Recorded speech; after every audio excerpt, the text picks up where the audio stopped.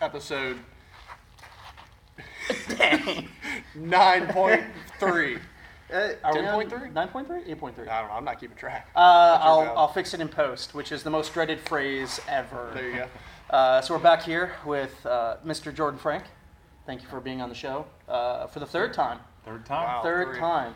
And I think we're going to talk about why an assessment is important and what we typically look for in our different settings populations. Yeah, no doubt. So if that was ambiguous enough, why don't you take us away? Yeah. Absolutely.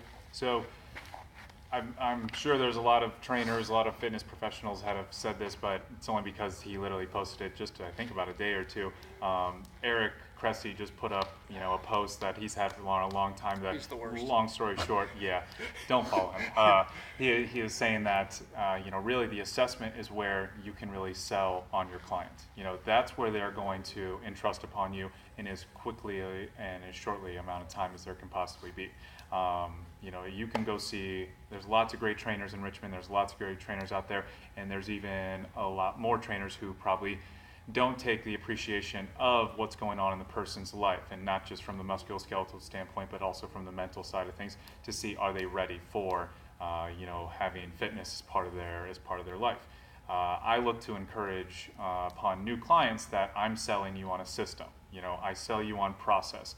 And if during our goal session, the process. That's right. You're in the process. And if during our goal Love session, we have someone that says, Jordan, all I really want is I just want you to show me 3 chest exercises and that's it, then that's it.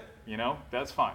I hope maybe down the line I can help that person out if they're ready for, something a little bit bigger than just, developing the chest. But it's not my life, so if that's what they want, then that's what they want.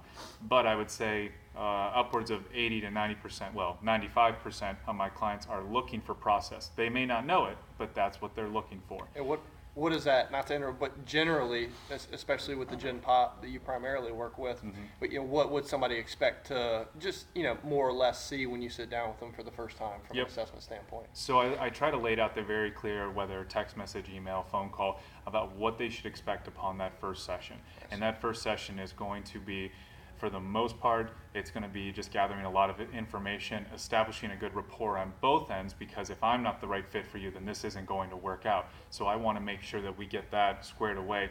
And then from there, I'll ask them the simple Dan John question of, can you go? I'll lay out my principles and I'll say, here's my training style. It's been effective for XYZ. This is why I prioritize what I do. So if you feel like you're interested in it, then let's go get it. But before we get there, again, let's ask that question of, can you go? Can your body offer up to me what I need to make this whole process work here? So again, like with Dan John saying, can you go? Or whoever said, start with the end in mind, that's kind of where I'm thinking.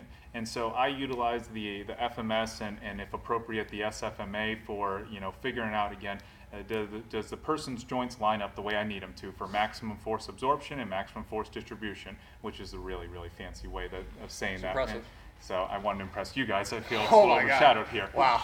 So, I just want to make sure, and again, Lots of initials after my name. No big deal. No big deal. through that assessment, I think we could bring to their attention that, it's not that I want you to feel bad that you can't do an overhead squat. It's not that I want you to feel bad that you can't do a trunk stability push-up.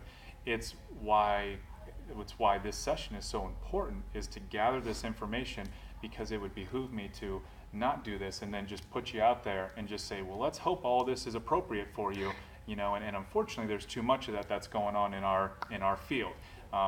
And it's as simple as just getting one assessment or screening system under your belt, and it'll work. It'll work for everything. It doesn't have to be FMS. They happen to be a great one, but it can be whatever. But again, that first session for me is all about establishing that solid rapport, making sure we get the basic medical history down, any red flags from there, and then we go with the can you go question. And if we're ready, we just get after it right away. And if not, then we'll take the time to appreciate and try to change what needs to be changed. Well, and I think what you said is really important too, is that we're looking at things with screens to clearly demonstrate what you can't do so that we can then show you what you can do, which is Most what's important, importantly. right? So we don't, there's so much of this, you can't do this and that, like shaming somebody because they can't. That has nothing to do with, that's never going to work. Much like we talked about in the earlier video, it gives us options for what you can do, because I don't care if you have a broken arm, there's lots of stuff that you can do with the upper body, lower body. Much like in academics, if you give a class a test and everyone gets hundreds, that's not an accurate measurement of what that population knows. Sure. You have to have a spread. And that's why, like a lot of hard engineering programs, the top grade is a 60%, because they know everybody got this question, everybody missed these questions, and then here's where the middle ground. I think that's what a lot of the tests, specifically screens, which it's very binary yes, no, want to suss out. It's like, what can you do, what can't you do, what's kind of fuzzy. Yeah. Well, so why don't you talk about with your population, Jordan's kind of got the Gen Pop covered, and certainly some athletes mixed in there too. What about, weightlifters, BJJ guys, martial artists, all that stuff? So for the most part, I'm working with people who are already in the process. And not to make this convoluted, my process is to keep them in their process. So a lot of the things that I say are like, look, I'm not trying to bring you into my world, I'm trying to keep you in your world. So I'm very much symptom-based, which someone comes to me and is like, hey, every time I do heavy, deep, like collar chokes, I get some elbow pain, I get some wrist pain.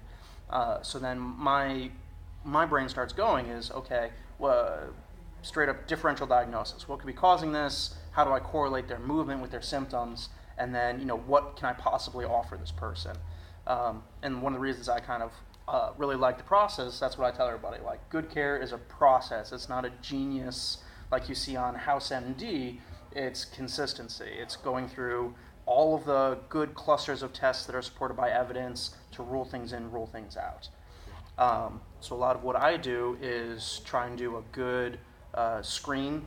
Is this appropriate for me? Is this an acute, like I fractured my rib? Or is this like what I'm seeing is very well correlated with what they're telling me? Yeah. So then it's just going through the normal physical therapy, acute management, or good general sports medicine. And I kind of lost sight of what the question was there, and I kind of dallied. So what was it? No. I think you answered it in the sense that, it sounds like in your case, your assessment is a little different, whereas oftentimes I think from your standpoint, maybe somebody's new or is changing what they do from an exercise perspective. Oh yeah. So that yours is more of a performance-based situation where you're trying to keep them active. I have a real hard time selling people on a continued course of care. Because mostly people come to me with a very specific problem. They're already fairly competent in their movement. They're like, whenever I front squat, my back hurts. Yep. Not when I back squat, not when I do deadlifts, only front squat.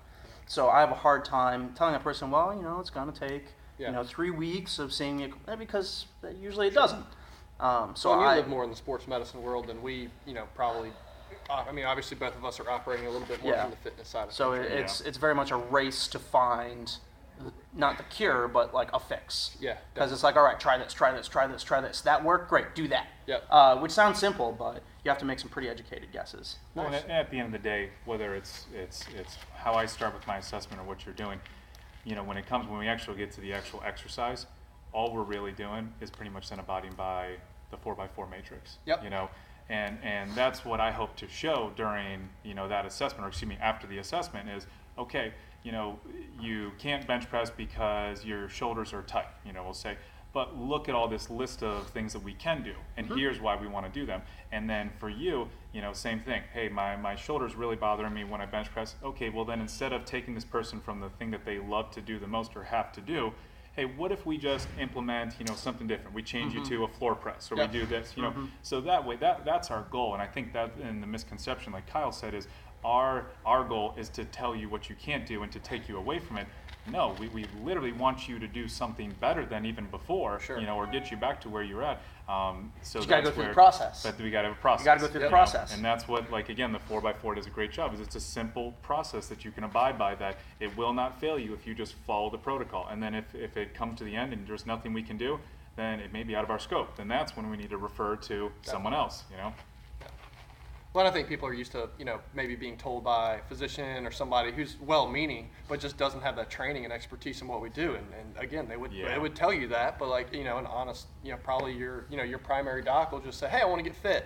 Okay, your vitals and everything look good. I think you're cool, but Okay, well, what should I do? Well, I mean, I don't know. I'm busy taking care of people to diagnose Right. 1,000 things. I'm not, right? So go find somebody that's good and with a little bit of guidance. Boom. I think that's where the magic is. God bless those primary care guys. Ah, that's right. Underappreciated, underpaid, overworked. Yeah, definitely. Just all the love in the world to Yeah, those guys, and definitely. let us take care of those problems for you. Yeah. So you can get back to helping people not get tuberculosis. That's right. That's right. So cool. Anything else? No. Big takeaways: process, find someone you like and that you jive with, and then have them explain what they want to do. Get some good education out of them. If you get nothing else, Hey, it's just like a job interview. You should be interviewing this trainer or strength and conditioning coach. So I think that's probably a takeaway I just thought of is come prepared into it. Have your list of questions, and if the person doesn't sound like they're at least somewhat organized and they have the small picture but with the big picture ready to go to, then I would maybe ask for someone else.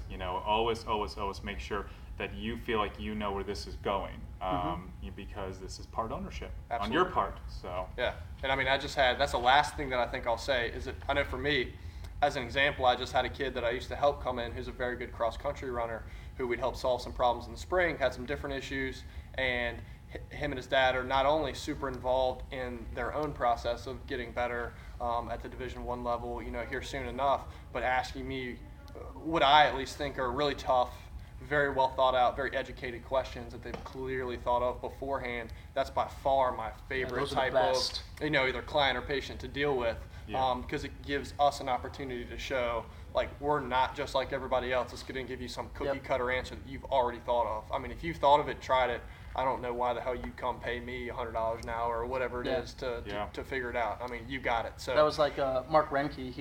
He literally pulled a whole bunch of reviews and clinical papers on the specific hip surgery he thought he needed. He went to the surgeon who literally studied in her fellowship under the person who published all these papers. He goes into the surgeon's office, he puts all the stuff on the desk, and he was telling me, he's like, I've read all these, I understand all of them, now I want you to tell me what you think after looking at my x-rays and MRIs. Yeah. And as a clinician, I've had maybe one, maybe two of those types of people that do their research and are super into it and are taking full control over their situation, and I absolutely love it. Yeah. Because they come in and are like, okay, well, this makes my life easy. What do you want me to do? Yeah. I don't have to sell you on anything. You're already here. You've already done all the work. Yeah. Let's get down to business. So I think that's great. Those are my favorite type of people. Cool. All right, deal. So, I guess no matter, again, to wrap up, no matter, what you're looking for from either a treatment plan or from a training plan, I think the three of us have different niches. We all clearly think the assessment is the primary part that drives everything else that we do, as a process. So the bottom line is if you have a specific goal, you need to find that specific person for you and get assessed and then come up with some short and long-term goals to get after it. Yep. Kyle Adams, official recapper. God, I love recapping. Incredible.